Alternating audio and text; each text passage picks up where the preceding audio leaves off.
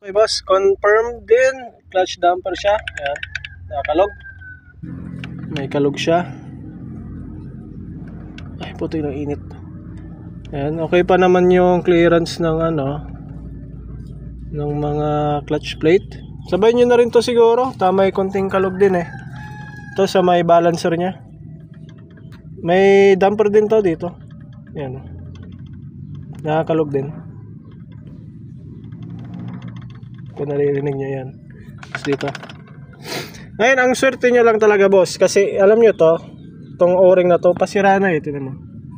Mura lang to, siguro 100 lang siguro yan. Paputol na siya oh. Ito kasi, daanan to ng langis. Yan, makikita nyo yung daanan niya. Daanan dito, tapos pupunta dito. Sa butas na to. Tapos akit yan dito sa daanan dito, papuntang ulo. Ngayon, buti na lang, hindi siya nasira ng tuluyan kasi baka walang umakyat ng langis dito. So tamang-tama lang. Tamang-tama na napansin natin to. Swerte nyo nga eh. Pasimula pa lang yung sakit pero masusolusyonan na. Walang naghalong kulant na lang, kulant tapos langis. So bali nandun tayo sa pasimula pa lang. Bali remedyo na lang to. Yan lang.